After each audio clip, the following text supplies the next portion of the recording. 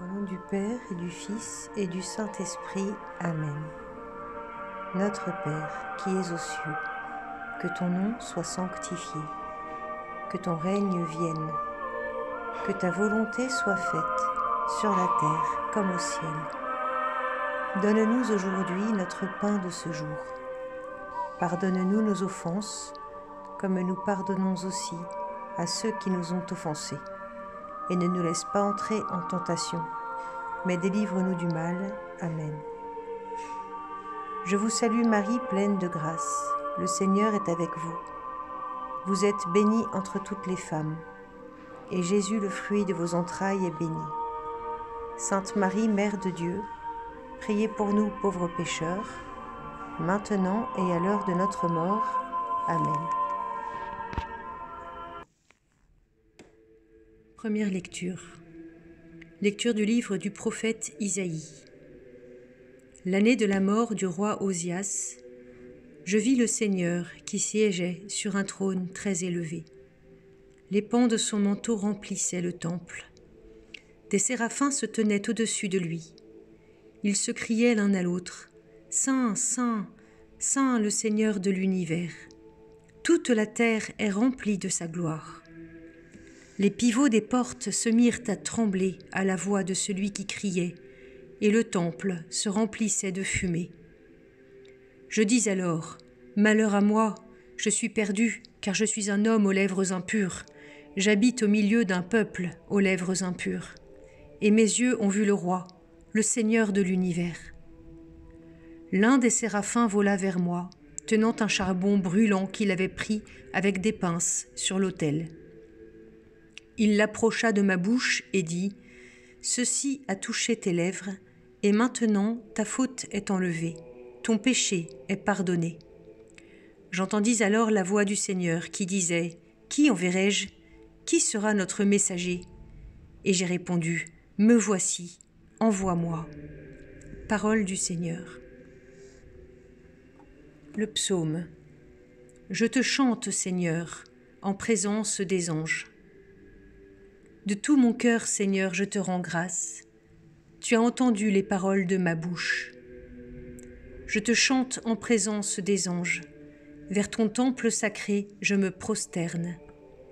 Je rends grâce à ton nom pour ton amour et ta vérité, car tu élèves au-dessus de tout ton nom et ta parole. Le jour où tu répondis à mon appel, tu fis grandir en mon âme la force. Tous les rois de la terre te rendent grâce quand ils entendent les paroles de ta bouche. Ils chantent les chemins du Seigneur. Quelle est grande la gloire du Seigneur! Ta droite me rend vainqueur. Le Seigneur fait tout pour moi. Seigneur, éternel est ton amour. N'arrête pas l'œuvre de tes mains. Je te chante, Seigneur, en présence des anges. Deuxième lecture. Lecture de la première lettre de saint Paul, apôtre aux Corinthiens. Frères, je vous rappelle la bonne nouvelle que je vous ai annoncée. Cet évangile, vous l'avez reçu. C'est en lui que vous tenez bon. C'est par lui que vous serez sauvés, si vous le gardez tel que je vous l'ai annoncé. Autrement, c'est pour rien que vous êtes devenus croyants. Avant tout, je vous ai transmis ceci que j'ai moi-même reçu. Le Christ est mort pour nos péchés conformément aux Écritures, et il fut mis au tombeau. Il est ressuscité le 3e jour conformément aux Écritures. Il est apparu à Pierre, puis aux 12. Ensuite, il est apparu à plus de 500 frères à la fois. La plupart sont encore vivants, et quelques-uns sont endormis dans la mort. Ensuite, il est apparu à Jacques, puis à tous les apôtres. Et en tout dernier lieu, il est même apparu à l'avorton que je suis. Car moi, je suis le plus petit des apôtres. Je ne suis pas digne d'être appelé apôtre, puisque j'ai persécuté l'Église de Dieu. Mais ce que je suis, je le suis par la grâce de Dieu. Et sa grâce, venant en moi, n'a pas été stérile. Je me suis donné de la peine plus que tous les autres. À vrai dire, ce n'est pas moi, c'est la grâce de Dieu avec moi. Bref, qu'il s'agisse de moi ou des autres, voilà ce que nous proclamons. Voilà ce que vous croyez. Parole du Seigneur. Alléluia, Alléluia. Venez à ma suite, dit le Seigneur, et je vous ferai pêcheurs d'hommes. Alléluia, Alléluia. Évangile de Jésus-Christ selon saint Luc. En ce temps-là, la foule se pressait autour de Jésus pour écouter la parole de Dieu, tandis qu'il se tenait au bord du lac de Génézareth.